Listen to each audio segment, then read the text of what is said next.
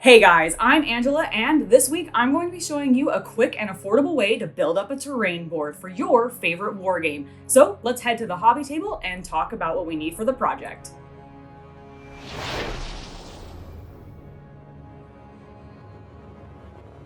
I don't know about you, but I have a lot of plastic terrain sitting around, and while these pieces are nice by themselves, sometimes I like to give them a defined edge to really go, that's where the light cover is. So today I'm going to show you how to build up some terrain boards, and I'm going to be using the pieces from the Kill Team box set because I have that new orc army going, and there's some orc terrain in this box set, which I've been really excited to get my hands on. So I'm going to build up a small terrain board like you see here, but this can be applied to larger scale terrain boards like you see this work in progress I've got, and it can be used for potentially MDF terrain, but other things outside of Games Workshop. You can do this with your Legion terrain, with your Marvel Crisis Protocol terrain, which, by the way, they have some really cool pieces. Definitely check them out if you haven't already. So let's go ahead and go over the supplies we'll need to build this board so we can get started. All right, I've assembled the supplies, so let's talk about precisely what we're going to need. And most of this you can get for under $20, with the exception of the actual plastic terrain that you're going to be using. Now today, I'm going to be using the new Kill Team terrain that has that cool orc stuff in it, and I'm really excited to be working with this because I have that new orc army, like I said in the beginning, and I really wanted to build something up with it. But I'm going to add a few additional pieces with this. I'm actually going to be using some scatter terrain from an old Kill Team set that has some barrels and this ammo crate that I'm going to be adding for like a little bit of narrative flavor and everything. But now that we have our plastic pieces picked out, what are the other supplies that we'll actually need? Well, we're going to first need a board to actually put our piece onto, and for that I'm going to be using foam core. I picked this up at Target, but you can also get it at like a Dollar Tree or a craft supply store. Mine came pre-cut down, but you can also buy it in larger sheets. I'm also going to need a knife, a utensil to draw with, and a straight edge to help me basically plan this out and cut this down if I need to. What is this called? This is a straight edge? No, it's called a pencil. Oh, this is a pencil. Yes, that is a pencil. A writing utensil, a drawing implement. I mean, if it's imperial, tool of my craft. Would it be like what's the imperial word for pencil? Like pencilarium? Yes, it's a pencilarium, which we will use to draw straight lines onto these boards. It's going to be glorious. All right. So, what are the other supplies we'll need? We'll want some sand or some other sort of basing material that you have laying around, whether it be flock. I have this old bottle of Citadel sand I'll be using. It has to be Citadel sand, of course. I mean, it has to be. This is like... No, it doesn't. No, it really doesn't. No. Use whatever you have. I mean, if you have a beach around you, go get some sand off the beach, if that's allowed where you live, and maybe even use that. We live near a beach. Why have we never done that? You know, I don't know. We really should do that. But we have other supplies. I also have some gloves for some of the messier materials that I'll be working with, a hot glue gun with glue sticks to glue my pieces down with, a large brush to maneuver my Mod Podge, and some paper towels because this can get a little messy and we're going to need to clean up. Now, let's talk about the more important materials for this build that you may have less familiarity with. Mod Podge is an adhesive / primer that you can use, or sealer rather, that you can use to basically secure your boards down. This works great if you're like building up mountains and getting like a hard coating on it. This is the stuff to use for. I really recommend it, and the nice thing about it is you can add acrylic paint directly in, and then you have a sealer, a primer, and all in one. It's fantastic. It's basically water. It's essentially like PVA glue, but it's a little bit thinner. It's a little bit more maneuverable. It's actually often used by puzzle people and as a sealer to basically get your puzzles sealed together so you can then put it on a wall and like frame it and that kind of thing. But it works fantastic for building terrain pieces. So we're going to be using this stuff today. Additionally, we also need some spackle. This is what we're going to be putting on our board to give us some additional texture and to help harden it up and keep it a little bit firmer. So we're going to be using a little bit of this. You can get this on Amazon for like $3 or at a hardware supply store pretty inexpensively. So make sure to pick some up if you're wanting to work with terrain. Now that we have all of our supplies covered, I do have a couple of additional things like a cutting board, which you may have at home already. It's not fully necessary, but it does make the whole process a little bit easier. You will also need a roll of painter's tape. We have our supplies laid out. Let's go ahead and move on to the planning stage. Oh, hey, didn't see you guys there. Well, while you're here, don't forget to like, subscribe, and share the video. Alright, the planning stage. So I have the materials that I need for this. I've got my terrain piece, as well as my scatter bits, as well as my foam core prepped and ready to go. And I'm going to be laying this out on the board, basically going up as close to the edge as I feel comfortable, leaving a little bit of space, but not too much. And then laying out the scatter terrain on this back pillar that I have, that GW so kindly provided, to essentially create a little bit of a more defined border. I want to give myself a little bit more of a square edge to work with, which I think will just be better for competitive play and it'll just be easier to work with, frankly. So now that I've got it sort of laid out and kind of tight in there, basically I kind of feel like they looted these pieces, and that's kind of the other reason I wanted to add it in. It creates some nice texture and variety, but it also just adds a little bit of flavor. So my orc boys, they've looted some pieces, they've stolen some Imperial stuff, they've piled it up near their bunker. So we've got it laid out. We're now going to need to define our space. So I'm going to use my straight edge and a pencil to basically lay it out. And again, I want to get kind of close to the edge, not giving myself a huge extra gap or anything out here. And we're going to go ahead and, break my lead first and define our space. Maybe a little easier to work from this direction. Yes. Once I notice that I've got a little bit of a nice line forming there, which you hopefully can see, it's a little light, but I'm really the only one mainly looking at it normally, so it's not that big of a deal. We're gonna go to the other side and do the exact same thing, pulling the line so that they crisscross and overlap so that we have a good, clean edge to work with. All right, now that we have that done, we're going to go ahead and pull out my blade and we're going to trim this sucker down. I'm actually gonna move the terrain pieces off of it as well, so that I don't accidentally cut into them or anything or knock them off. I'm going to basically lay my ruler back down with the metal side facing outward so that that's where my hand can rest so that I'm not cutting into myself. And then I'm going to basically pull my blade across the board in a few small light strokes. This is going to gradually cut through the foam core and give me a little bit of a cleaner edge, which is fantastic. Once I've got that done, we're gonna flip to the other side and cut it again. Doing the exact same thing, keeping the ruler so that my hand is protected and I can pull the blade safely. Going over it a couple times until I've cut all the way through. With that, I didn't get this full side. There we go. With that, we have the piece cut out and we can go ahead and start building our terrain board. Before we get to the messy stuff, I want to prep this board a little bit more. And for that, I'm going to be using the painter's tape that I talked about. We're going to basically be rimming the edge of the board with all the painter's tape.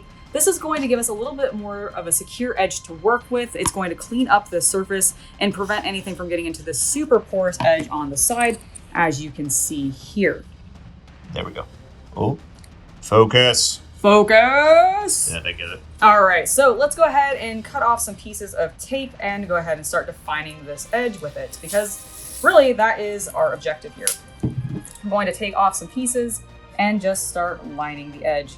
I'm going to do a little bit of extra work along the corners to reinforce them because this tape can sort of, like, not curl specifically, but sometimes it can just, I don't know, give a weird like finish or anything around the corner. So we're going to do a little bit of extra work there just to really secure it down.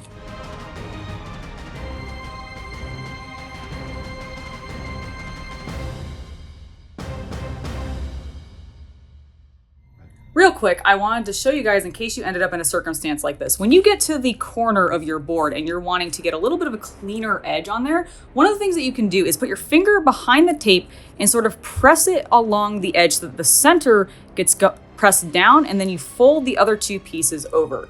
This gets you a little bit of a sharper edge that you can then use a little bit of tape on to basically secure that down. But this technique really gives you a hard to find edge, which I actually really like. And this is something I picked up with like actually wrapping gifts. So it can help you, wrap your gifts as well.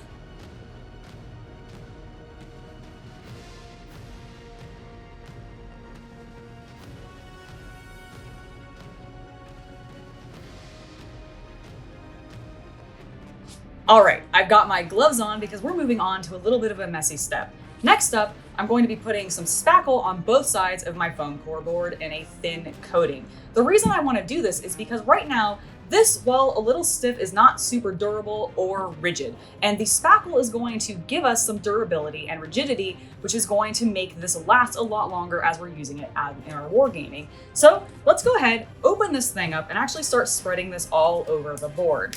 I've got my gloves on because this step can get a little bit messy, and the gloves just make it a little bit easier to work with. So first, I'm going to take a small amount and sort of spread it around the board. If it's not sticking super well, just sort of grind it in. Once it starts to adhere, you can kind of just keep adding things on and it starts to stick a lot better that way. And we just want a really thin coating all the way to the edges.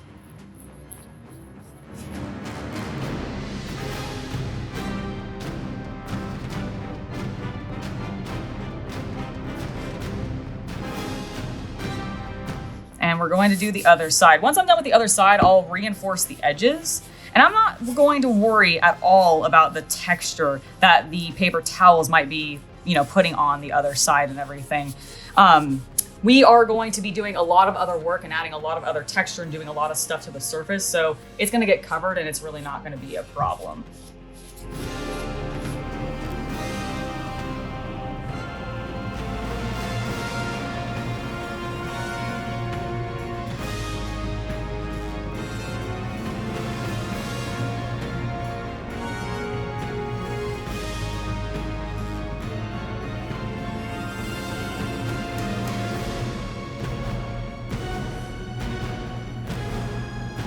All right, so our board is dried and hardened and we can now attach our terrain piece to it. So what we're going to do is we're going to take our terrain, flip it over so that you have the bottom facing up, and grab your hot glue gun, which you've hopefully gotten pre-prepped and preheated and everything.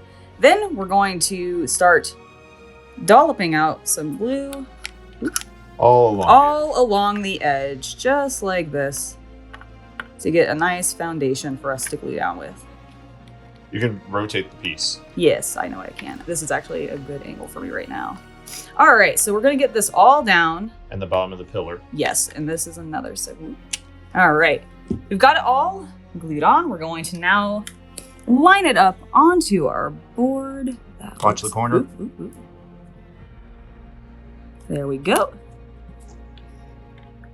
I like that. We're gonna press it down. Making sure to sort of press it into the board so it really adheres down. Now that we've got it on there, what I'm going to do is I'm going to take my glue gun and I'm going to reinforce along some of the edges just to give us a little bit more of a solid foundation. And this is going to just basically really secure it down and mean that when I have it on there, it's just not going to move. And the nice thing is, oops, I need to add another glue stick. The nice thing is we're going to spackle this board a little bit more later. So any of this extra glue that you're seeing will be covered and we won't even really notice it. But we've got a solid foundation onto here. Yeah, that's looking really good. And then we're gonna do basically the exact same thing with all these little scatter terrain pieces that my orcs have looted and they've piled up around. So let's go ahead and get some of these on.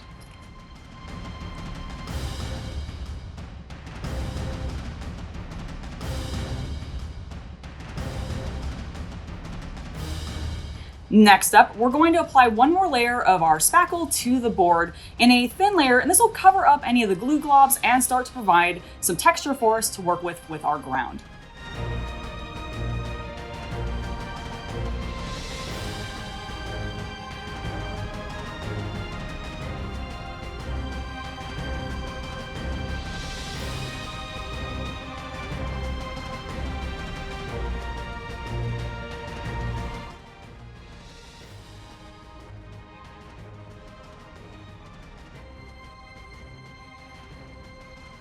All right, it's the next day and I've allowed my board to dry thoroughly overnight so it's nice and hard and we can move on to our next step. So now what we're going to do is we're going to take some Mod Podge and a crappy old brush and just apply this thinly over top all of the areas where we have put down our stucco. Once it's on there, we're going to then sprinkle it with some Citadel sand, or you can use whatever sand that you have, but this is what I'll be using. And this will give us a nice ground covering that we can work with on our base when we start adding paint later on. So let's go ahead and get this applied. Now, as you can see, Mod Podge is relatively thin, but has a nice consistency to it. It's really easy to maneuver with a brush.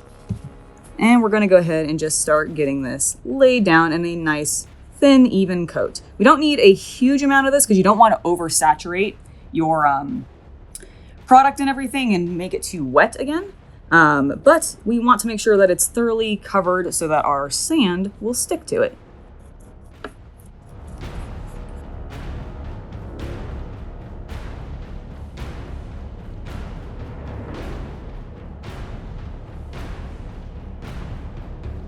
All right, with our Mod Podge glue all on there and ready to go, we're gonna take our sand and just start sprinkling it on there. You can use flock or whatever kind of texture that you want. I'm going with sand just because I think it's going to add for an interesting aesthetic for my boys.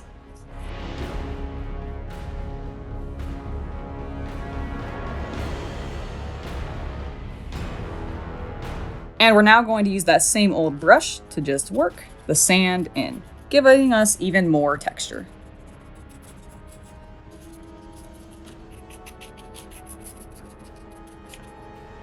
And here it is. The Mod Podge and textures are completely dried, and I went ahead and primed it using some black spray paint because next week I'm going to be painting this bad boy up for you guys using some metallic paints and maybe some contrast glazes, which I'm really, really excited for. I hope you are too.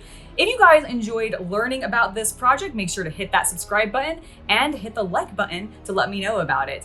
I want to give an extra special thank you to all my patrons for supporting us and making it so that we can make content like this. You guys are awesome and totally rock.